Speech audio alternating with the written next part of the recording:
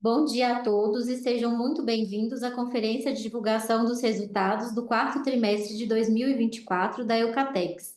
Informamos que esta conferência está sendo gravada e será disponibilizada no site de RI da companhia, onde se encontra disponível a respectiva apresentação.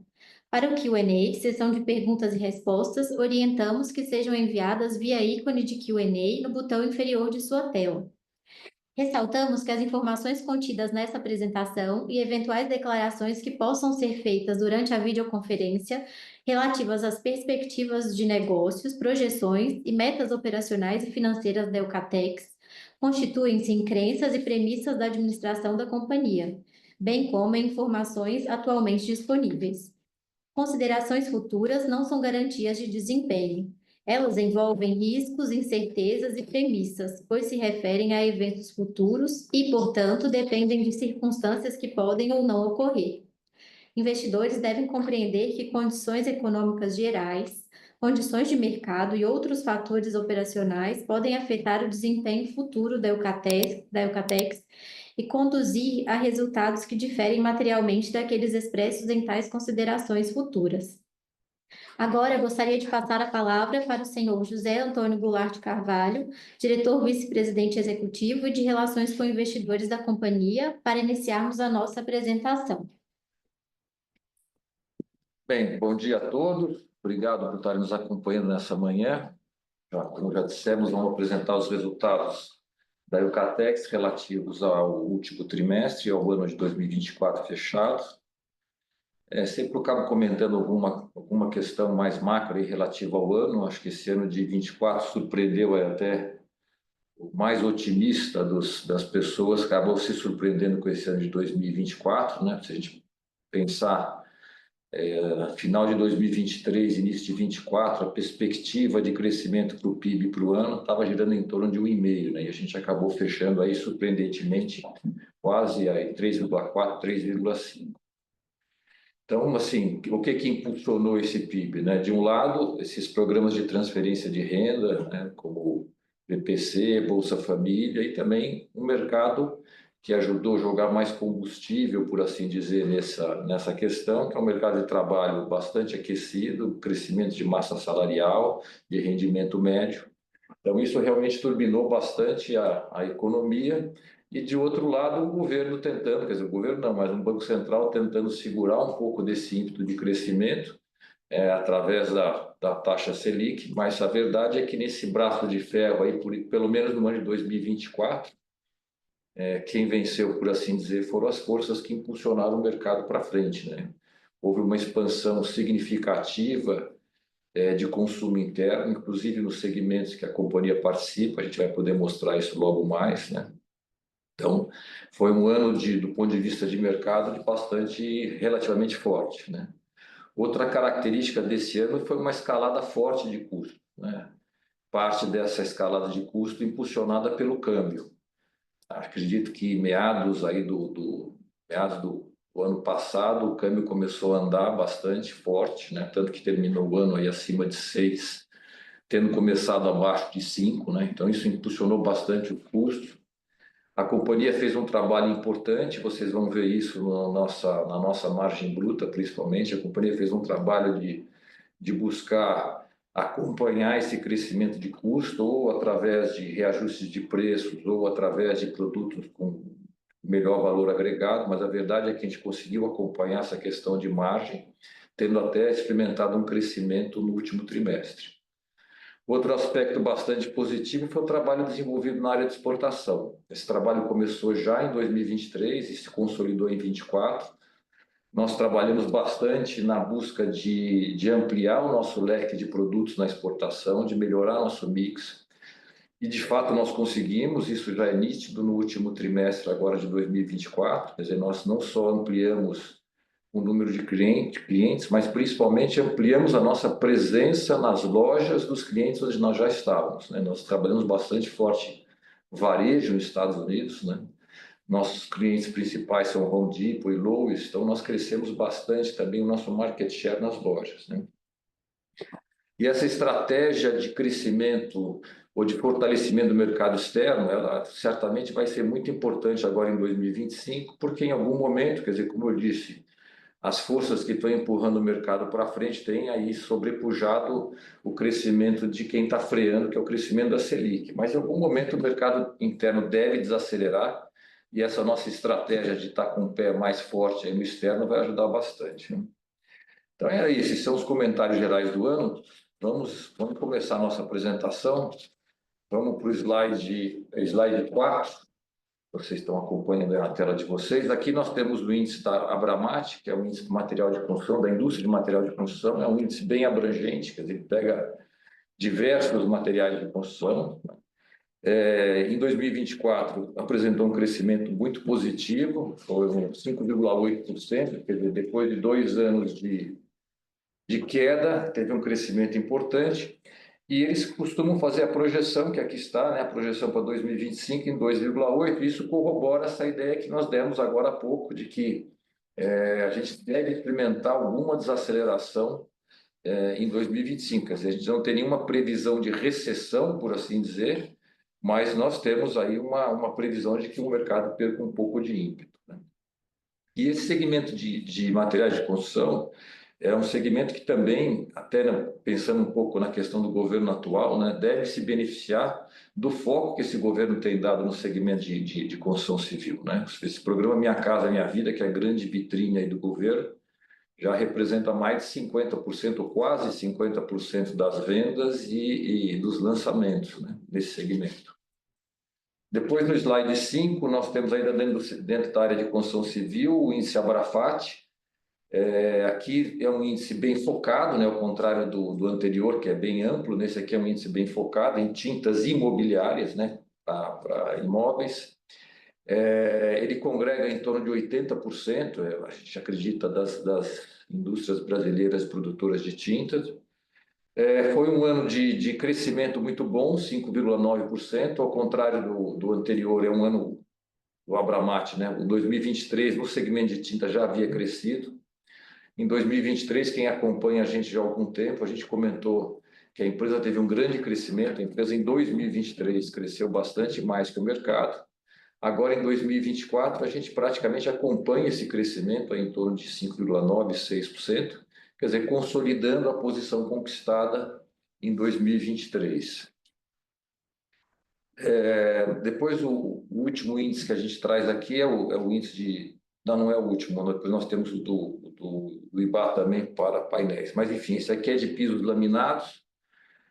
Pisos laminados vem sofrendo já há algum tempo com a concorrência de outros produtos, principalmente do vinílico. É um produto que veio para ocupar um espaço que antes estava ocupado, quer dizer, está dividindo o espaço com piso laminado, está tendo um bom sucesso. Nós também somos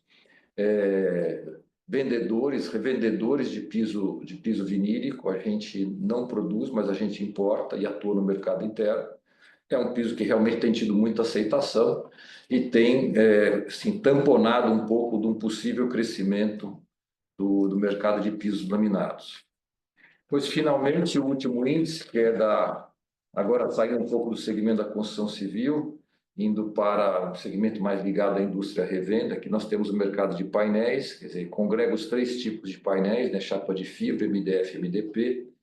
Essa é uma estimativa nossa, com base nos dados do IBA, mas é uma estimativa eminentemente Eucatex. Quer dizer, nós, inclusive, quem já acompanhou apresentações anteriores nossas, vai poder perceber nessa coluna, nesse gráfico de colunas aí, o último, que esse número já foi mais alto, a gente já apresentou esse número mais alto, e agora a gente promoveu um ajuste para ele era em torno de 3,4, agora está em 3,1. O que nós fizemos aí foi alguns ajustes naquilo que nós acreditamos serem capacidades efetivas dos participantes do mercado e, principalmente, nós retiramos uma empresa que é produtora de MDP, que vendeu sua linha a um outro produtor e essa linha não está montada ainda. Então, portanto, essa disponibilidade e capacidade ainda não existe. Enfim, foi um trimestre muito bom, um nível de ocupação, quer dizer, de ociosidade de 20% é um nível bastante baixo, né? Se a gente considerar que as fábricas têm que parar para algum tipo de manutenção, algum tipo de ineficiência, algum tipo de quebra ocorre durante o ano, então um aproveitamento de 80% é um aproveitamento muito bom. Se a gente olhar as tabelas do lado direito, a gente vai ver, primeiro embaixo, que o ano teve um crescimento fantástico, né? Quase 16%. O mercado interno bastante forte, o externo mais forte ainda. Bem que o externo, vamos por assim, do ponto de vista de volume, a gente pode olhar no gráfico ali, ele em torno de 20% do total, né? Então, assim, mas de qualquer jeito, o mercado cresceu bastante, a venda para as exportações. No último TRI, a gente vê que o mercado interno acelera ainda mais e o externo perde um pouco de tração, mas foi um ano muito bom para o segmento de painéis. Agora vamos seguir em frente, a gente vai falar agora um pouco mais focado na companhia. Vamos lá para o slide 9. Aqui a gente tem uma boa foto, é interessante essa foto porque ela ajuda a compreender como é que a Eucatex está organizada. Nós temos três grandes segmentos comerciais, três grandes segmentos de atuação, né? E os seus percentuais de participação no mercado, perdão, na receita, estão demonstrados aí nesses círculos, essas bolinhas nas fotografias, né? Então, começando aqui com o segmento de indústria revenda, é um segmento no qual a gente vende eminentemente painéis, né? Nós vendemos aí painéis de MDP, painéis de MDF, chapa de fibra. Os painéis de MDP são bem direcionados para a indústria moveleira seriada, são grandes produtores de imóveis. Normalmente, os clientes desses produtores de imóveis são os grandes magazines, como uma Casas Bahia, uma Magazine Luiza, entre outros. Depois, dentro desse segmento, a gente tem a revenda madeireira. Na verdade, e o grande produto para a revenda madeireira é o MDF. Né? Mas no final do dia, a revenda madeireira ela acaba também abastecendo a indústria, só que a pequena indústria não é a indústria seriada, é o marceneiro ou o pequeno produtor que se abastece na revenda para produzir móveis. E também nesse segmento a gente vende as chapas finas, né, que são as chapas de HDF e as chapas de fibra, que são utilizadas para fazer o fechamento dos móveis, né, ou fazer fundos de gaveta, por exemplo. E particularmente para a Eucatex tem vamos dizer, um terceiro tipo de canal, um terceiro tipo de indústria que é muito interessante para a Eucatex, que é a indústria de embalagens. Quer dizer, nós fornecemos chapas finas, chapas de fibra. Nós somos de longe o maior produtor de chapa de fibra do Brasil e nós fornecemos esses produtos para confecção de embalagens para grandes produtores de bebida ou grandes produtores de vasilhames que utilizam o nosso produto para confeccionar suas embalagens para expedir os seus produtos. É um canal bem interessante para a companhia. Aqui tem também o crescimento do ano, mas a gente vai ver mais em detalhe mais adiante, então não vou passar por isso. Depois aqui na parte central nós temos o segmento de construção civil, que quase que empata com o segmento de indústria e revenda. Aqui é um guarda-chuva com vários produtos destinados à construção civil. Nós temos aqui produtos de base florestal, né? Que seriam os painéis, né, de MDP, que a gente chama de HPP, que a gente transforma em pisos, os painéis finos, que nós transformamos em portas ou em divisórias, os painéis de MDF grossos, que nós fazemos batentes, enfim, aqui nós transformamos os nossos painéis em diferentes produtos para a área de construção civil. E aqui tem uma grande contribuição nessa participação, nesse faturamento, que é o segmento de tintas, que participa em torno de 60% desse segmento. Nós somos aí, certamente hoje, nós estamos entre os três ou quatro maiores fabricantes de tintas no Brasil, temos uma presença nacional, um portfólio completo, enfim, é um segmento para nós bastante importante e competitivo. Depois, finalmente, as exportações, elas fecharem com 23% de participação na receita. Esse é um número que a gente tem como prognóstico que vai crescer essa participação. A gente vai comentar um pouquinho mais adiante. Mas, enfim, aqui a gente na exportação vende todos os tipos de produtos da Eucatex. Nós vendemos pisos de tintas, vendemos também portas, mas a verdade é que os carros-chefes desse segmento são os painéis finos que a gente exporta, tanto o painel de HDF quanto o painel de chapa de fibra. Vamos lá, agora aqui temos agora essa receita que acho que a gente não tinha passado ainda consolidada, né? São os três segmentos de forma consolidadas. último trimestre, nós tivemos um crescimento bastante positivo de receita, chegamos a 13,7% em relação ao mesmo período do ano passado. O crescimento do ano foi um pouco mais modesto. Quem acompanha a gente nessas teleconferências vai lembrar que no início do ano, nesse primeiro trimestre de 2024, isso do ano passado, né? Primeiro trimestre de 2024, a gente acabou registrando até um recuo em relação a 2023, né? Porque 2023 foi um primeiro trimestre muito forte, com vendas de produtos que ficaram em estoque em 2022, então a régua estava muito alta, a gente até teve um recuo. Mas fechamos o ano de uma maneira positiva, com crescimento de 6,7% e um crescimento bastante forte no último tri. E esse gráfico de pizza do lado é que a gente acabou de ver no slide anterior. Aqui agora a gente tem essa receita distribuída por segmento. Estou começando aqui com a indústria moveleira e revenda. A gente teve um crescimento bastante bom, bastante forte no último tri. Um crescimento que está calcado talvez menos em volume e mais em preço. Como a gente falou, a gente teve uma escalada de custo grande, mas a gente teve um trabalho importante na parte de precificação. A gente conseguiu, inclusive, ganhos de margens nesse período. O crescimento do ano é mais modesto, né, 2,8%, porque aqui especialmente é onde aquela venda do estoque de 2022, no início de 2023, fez a grande diferença. Então, o crescimento do ano é modesto, mas o crescimento do final do ano é bastante significativo. Do outro lado, à direita, a gente tem a construção civil. Foi um crescimento mais uniforme ao longo do ano todo, né? E se a gente olhar o crescimento de 6,1% aqui do lado direito do ano, a gente vê que está bastante em linha com aquelas estatísticas que nós vimos de Abrafat e de Abramat, né? Então, a empresa acompanhou bastante aí o movimento do mercado. Agora aqui o segmento de exportação, nós tivemos um crescimento muito importante aí no último tri, 33,4%.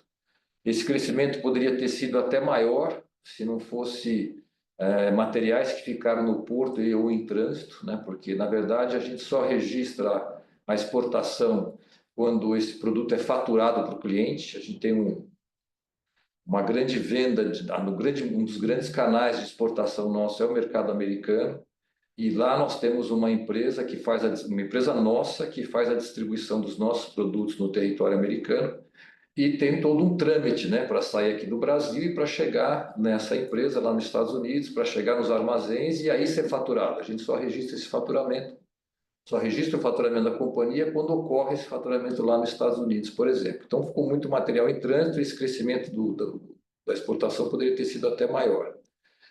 E nós crescemos não só por conta do câmbio, né, que também andou bastante no final do ano, mas também, ou principalmente também por volume. Nós exportamos, em termos de volumes superiores àqueles do ano passado, de 2023.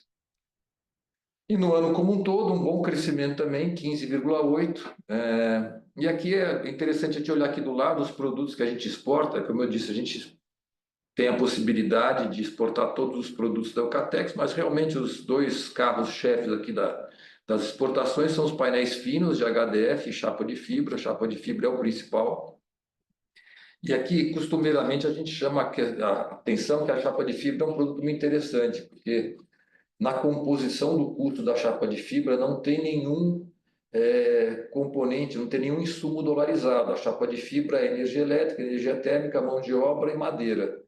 Então, é um produto que, além de tudo, além de ser bastante representativo na exportação, ele tem um hedge, né? Porque qualquer que seja o valor do dólar, o seu custo não se altera, né? Então, é bem interessante. Bom, agora falar um pouco de números financeiros, né? O 14. Bom, do lado direito aqui nós já comentamos a questão da receita, o crescimento da receita no último tri no ano. Depois, logo à direita disso, nós temos a margem bruta. Aqui vale a pena chamar bastante atenção, porque foi um desempenho muito positivo. Quando nós olhamos aqui o último tri, a gente tem um crescimento de 1,1 ponto percentual, né, em termos de margem bruta, mas aqui vocês não estão vendo, mas aqui a margem bruta é composta de dois elementos, né, o custo de produto vendido e o ativo biológico. O ativo biológico, que ele entra de maneira positiva, né, ele teve um recuo nesse último tri comparado com o ano passado. Então, esse ganho que nós tivemos de lucro bruto está muito calcado em cima da menor importância do CPV, quer dizer, da maior crescimento de preços relativos a custo. O CPV decresceu 2% em relação à nossa ROL, né? Então, por isso que eu acho que é bastante importante esse resultado do lucro bruto, e que sobe também não só em termos percentuais, mas também sobe em termos percentuais de relativa receita, mas sobe também em termos nominais, né, com crescimento de 17,4, maior do que a própria receita. No ano, houve um movimento igual, né? O nosso ativo biológico ele sofre um pequeno recuo, vamos supor, de valor, porque esse é um cálculo complexo, né, que a gente faz prognóstico de crescimento de floresta, taxa de juros, etc. Ele tem um pequeno decréscimo, mas como as margens nossas, né, como os preços nossos cresceram de forma superior aos custos, a gente tem aí um empate técnico na questão de lucro bruto e de margem bruta. Depois, ali no centro, nós temos as despesas administrativas e com vendas. Aqui, enfim, não é vamos dizer assim, não é um número positivo. Ao contrário, né, as despesas com vendas e administrativas elas crescem em relação à receita.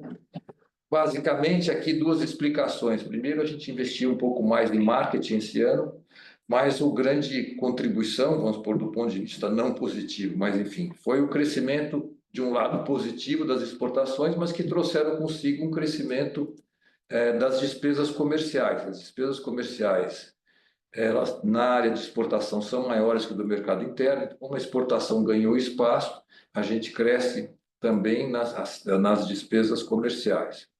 Uma parte disso a gente pode reputar a um certo desarranjo na distribuição, principalmente no mercado americano. Como nós crescemos bastante esse ano as nossas vendas, a velocidade com que a gente conseguiu despachar os nossos produtos para o mercado americano, principalmente, não foi a mesma da necessidade das novas oportunidades que estavam acontecendo naquele mercado. Então, a gente teve algum desarranjo em termos de o navio está indo para um determinado porto e a gente está desabastecido no outro. Então, a gente teve uma movimentação interna de caminhões acima do normal no mercado americano, e isso ajudou também a puxar as nossas despesas comerciais.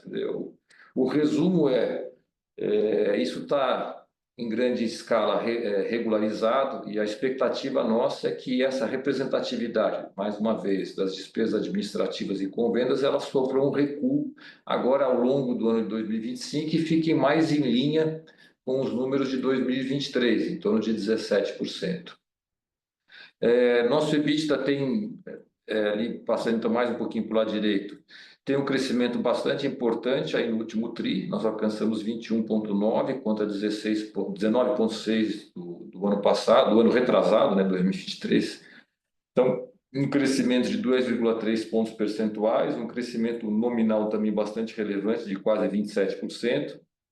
No ano em si, um crescimento um pouco mais modesto, 7,7%, e também um pequeno acréscimo na margem EBITDA. O nosso lucro líquido ele sofre um pouco, né, um revés, por assim dizer, em relação ao ano de 2023. Aí, enfim, uma parte disso a gente pode reputar a questão da variação cambial, ela foi bastante forte, parte dela já recuou, quer dizer, agora a gente vai ver um movimento contrário, dependendo como fechar março agora, mas tudo indica que deve fechar em torno talvez de uns 5,80, quer dizer, que é bastante abaixo do número de fechamento de dezembro, que se não me engano foi em torno de 6,20. Então, esse foi um dos principais efeitos aí na questão do registro do lucro, além disso que eu mencionei, que foi o crescimento das despesas operacionais, por conta principalmente do segmento de exportação e desse rearranjo de estoques que a gente teve que fazer no território americano. Vamos agora para o slide 15. Aqui a parte de endividamento, dívida bruta, dívida líquida. Quando a gente olha aqui o nosso fechamento de 2024 comparado com o fechamento da dívida de 2023, a gente praticamente não vê mudança de patamar, tem um crescimento aí pequeno de 6 milhões de reais, 6,5 milhões de reais, quer dizer, a dívida ano contra ano ficou estável, com relação ao último TRI ela cresce, mas ano contra ano ela ficou estável. No final desse ano nós acabamos fazendo um depósito judicial significativo, em torno de quase 50 milhões de reais, Nós tínhamos uma questão tributária que ela ainda está em curso, ela ainda está em disputa, vamos dizer assim, com a União, mas como era uma perda provável e a gente sofreu uma pressão grande da Procuradoria, nós fizemos a garantia dessa questão, então nós depositamos em torno de 50 milhões de reais. Isso, obviamente, acabou esvaziando um pouco o nosso caixa no final do ano e aí registrando esse crescimento de dívida do terceiro por 4 tri, né? Mas, enfim, no ano ela está estável, em que pese uma variação cambial extremamente significativa, né? Um fechamento de 2023 em torno de uns 5,80, perdão, uns 4,80, 4,90 e 6,20 em 2024. Mas, mesmo assim, a dívida ficou estável. E mantendo a trajetória aí de benéfica de estar em torno de uma vez o EBITDA, né? Aqui a gente faz do lado algumas informações relativas à dívida de curto versus longo, a dívida de curto menos as disponibilidades na pizza de baixo e algo que vale a pena de destacar, que acabou acontecendo no início desse ano de 2025, foi uma captação importante da companhia. A companhia fez um CRA, teve aí uma adesão, teve aí um processo de book building bastante significativo, com quase 3 vezes a oferta em termos de demanda, né? Quase 3 vezes a oferta. Fechamos em taxas muito competitivas, então foi algo bastante positivo para a empresa, uma captação de 320 milhões para liquidação no quarto e no quinto ano. Isso certamente está dando um colchão bastante significativo de liquidez para a empresa, a taxas muito, muito competitivas, mais uma vez. No 16, a gente tem aqui o capital de giro, de volta a investir em giro, né? Isso também é um dos componentes que acaba vamos dizer assim, dificultar ou impedir uma maior redução da dívida, né? A gente vê que aqui a gente investe novamente uns 25 milhões de reais em capital de giro. Por outro lado, esse é um dinheiro, é um patrimônio da companhia. Esse número de R$1 bilhão aqui, nós não fazemos nenhuma operação de desconto de duplicatas, né? Quer dizer, esse nosso número de dias aqui é o número de dias real, que a gente não faz cessão e venda de duplicata para nenhuma instituição. Na parte de fornecedores, nós praticamente não temos nada, ou quase nada, por exemplo, de risco sacado. Então, é um capital de giro muito limpo e muito transparente e bem relevante do ponto de vista de colchão adicional para a companhia, né? Os estoques estão em 75 dias, um número que tem se mantido relativamente estável e um número saudável quando a gente compara com outras empresas do nosso segmento. Depois desse slide de investimento, nós acabamos investindo bastante, ou relativamente mais, uns 20% mais esse ano de 24 do que tínhamos investido em 23. O foco continuou sendo em 24 a questão de sustentação, né? Tanto sustentação fabril quanto florestal. Na questão florestal, houve um crescimento importante do investimento em silvicultura e 2 razões. Primeiro, o crescimento da área plantada, crescemos quase 20% a área plantada em 24 em relação a 23, e também houve uma inflação grande de custos, fertilizantes, etc., na questão de silvicultura. Daí, então, o crescimento de área somado à inflação tem um crescimento grande nominal do investimento. E também a gente tem investido, isso vai continuar em 2025, a gente tem investido bastante na modernização, aí não é sustentação, mas é modernização, é ganho de eficiência. Na nossa fábrica de tintas, nós investimos aí um volume razoável, adicional ao que tínhamos investido em 2023. Nós compramos novas máquinas de envase, compramos sistemas cistométricos, enfim, estamos investindo na modernização da planta. Isso deve continuar em 2025. Que, enfim, essa continuidade vai impulsionar um pouco mais a questão do investimento e a questão da silvicultura também vai impulsionar a questão do investimento. A gente vai ver no slide seguinte que vai ser nosso recorde de plantio previsto para 2025. Então, já vamos lá, né? A gente colocou isso dentro do tópico de sustentabilidade, porque a questão florestal é fundamental para que a empresa tenha perenidade, tenha sustentação nas suas atividades. Então, como eu falei, isso a gente pode ver no gráfico ali do lado esquerdo, embaixo. Nós vamos para um número de 7.400 hectares previstos para plantio esse ano, é o nosso recorde histórico de plantio. é bem relevante, porque o insumo madeira tem cada vez mais ficado escasso, os preços têm subido, então esse é um investimento bem relevante, bem significativo e estratégico para a companhia. Do lado esquerdo, a gente tem um total de áreas de área florestal e o mais importante, a área de efetivo plantio, que está em 39.200 hectares. Para quem acompanha a gente também vai ver que esse número está crescendo. Talvez há um ano atrás esse número tivesse em torno de 34.000 hectares. A gente está incrementando o nosso volume de florestas, né? Isso é bem relevante. Aí do lado, os raios médios para abastecimento das 3 unidades. Esses variam relativamente pouco aí ao longo do ano. Ainda no tema sustentabilidade, nós devemos, em algum momento desse ano, agora de 2025, fazer nosso relatório, ainda que não seja uma obrigação, mas a gente tem trabalhado bastante nisso para soltar um relatório de sustentabilidade relativo ao biênio 2023-2024. Já preparatório da própria companhia, das suas ações, de onde ela está dirigindo as suas ações, e a documentação dessas ações, já preparando aí também o ano de 2026, quando será obrigatória a divulgação desse relatório. E aí o nosso último slide, chamando a atenção aí para a questão da governança corporativa. Nós vamos ter assembleia agora em abril, então nós devemos ter, provavelmente, até a eleição de um novo membro do conselho, nós vamos passar a ter aí 3 membros independentes do conselho de administração. Isso vai dar aí uma maior transparência, ainda maior para a companhia. Vamos trazer alguém muito ligado ao segmento, estamos convidando, né, e devemos conseguir provavelmente aprovar. É uma pessoa muito experiente, muito ligada ao segmento, vai ser bastante relevante a contribuição para o conselho de administração. Outro ponto assim que nós gostaríamos de destacar também foi a primeira auditoria completa, né, de um ano completo da EY, né, quer dizer, uma Big Four aí que com a qual nós passamos a trabalhar. Foi a primeira auditoria de um ano completo, né, isso é bem relevante. E depois aí aquelas outras iniciativas também de relevância, mas que já são um tanto repetitivas, que é a parte de comitês, quer dizer, a gente tem todos os comitês aí de auditoria, pessoas, gestão. Temos um canal de ética muito efetivo, estamos com o Conselho Fiscal instalado, temos um grupo formal aí trabalhando o tema ESG forte na companhia, enfim, vários aspectos positivos aí em governança. Era isso que a gente tinha para apresentar. Agora a gente abre para eventuais perguntas.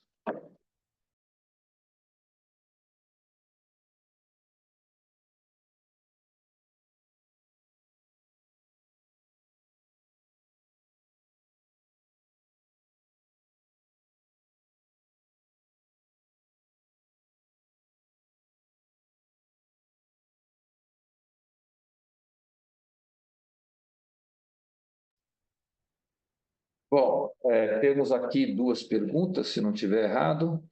Bom, a primeira é do Guilherme, se não me engano, ele é da Trígono. Bom dia, ele nos parabeniza pelo resultado. Gostaria de entender a dinâmica da margem bruta para os próximos períodos. Com o aumento das vendas de produtos de maior valor agregado e aumento da exportação, podemos ver uma margem mais próxima do quarto tri na visão anualizada? Este aumento de despesas de venda é um novo normal, dado a estratégia da companhia, ou podemos ver uma redução em termos percentuais? Bom, a primeira pergunta, sim, nós acreditamos que essa dinâmica da questão da margem bruta, ela deve permanecer, bom, evidentemente a gente não adianta, mas obviamente nós já fizemos o nosso orçamento, né? Quer dizer, a nossa expectativa é de uma margem bruta semelhante a essa do quarto tri. A convergência das despesas, eu acho que não é um novo normal, a gente acredita ao longo do ano na convergência das despesas administrativas e com vendas, saindo desse patamar que ela acabou alcançando de 19 e voltando a se aproximar dos 17. Isso é o que a gente acredita para 2025. Então, Guilherme, obrigado. Temos mais uma pergunta aqui do Felipe Cruz. 2 perguntas. Como a questão das tarifas de importação no Zeu pode impactar a dinâmica de exportação da Eucatex? A Eucatex aumentou a área plantada e o investimento na florestal. Como podemos ver o retorno desse investimento ao longo dos anos? Bom, eu acho que assim, ninguém tem muita certeza assim do que está acontecendo ou do que vai acontecer lá no mercado americano. Quer dizer, o presidente tem se mostrado, o presidente americano tem se mostrado relativamente instável e todo dia tem uma novidade. O que a gente fazendo um pensamento assim um pouco mais macro e saindo um pouco dessa turbulência de dia a dia, quer dizer, os Estados Unidos ele é importador de madeira, né? Perdão, de painéis de madeira. Ele não é ele tem produção local, mas ele não tem produção suficiente para abastecer seu mercado. Aliás, ele é bastante carente em termos de painel de madeira e ele importa de várias procedências, do México, o México é um fornecedor importante, o Canadá é um fornecedor importante, o leste asiático é um fornecedor importante e nós também. Quer dizer, então, nós não acreditamos numa retaliação, vamos dizer assim, específica para nós, o nosso mercado. A gente, se é que vai vingar uma tarifa maior, ela vai vingar para vários fornecedores, e isso deve igualar a competitividade desses diferentes fornecedores. Ao final do dia, o que pode acontecer é um painel de madeira um pouco mais caro na ponta para o consumidor americano, mas o que eu não vejo como um grande problema, dado que não é um produto de altíssimo valor, é um produto de necessidade, por assim dizer. E eu acho que a elasticidade, a questão de preço aí vai ser baixa. Então, acho que a gente entra aí no mesmo patamar, acho que não tem nada exclusivo para o Brasil, pelo contrário, até nossa balança é relativamente equilibrada com os Estados Unidos. Acho que isso deve acontecer, se acontecer, vai acontecer para todos os exportadores e, mais uma vez, os Estados Unidos é carente em painel de madeira. A questão das florestas, acho que o retorno enfim, nos próximos anos, é essa garantia de madeira, e acho que esse aumento de plantio nosso nos dá uma garantia adicional no futuro relativo a questões climáticas que têm sido muito nocivas às florestas. Quem acompanha o setor florestal deve ter visto que várias empresas têm mostrado IMAs, né, que são ganhos anuais em termos de incrementos anuais de metros cúbicos menores do que em anos anteriores. Isso é muito efeito de questões climáticas que foram muito nocivas nos últimos 2 anos. Então, a empresa ciente ou com essa preocupação, tem incrementado seu plantio de tal forma a estar estrategicamente coberta no futuro e poder, como ela sempre, enfim, busca fazer, poder fazer alguns ajustes nas suas plantas e poder produzir um pouco mais e ter disponibilidade de madeira para isso. Então, obrigado, espero ter respondido.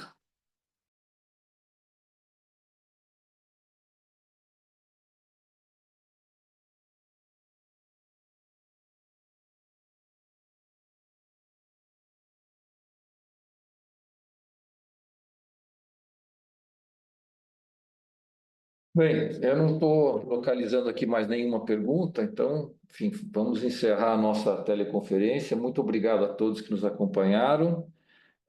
Já estamos aí com o último slide na tela. Se por acaso alguém gostaria de ter feito uma pergunta e não teve oportunidade, tem aí os nossos contatos. Por favor, façam contato com a gente. Nós temos muito prazer em responder qualquer dúvida, qualquer pergunta. Então, bom dia a todos. Mais uma vez, obrigado.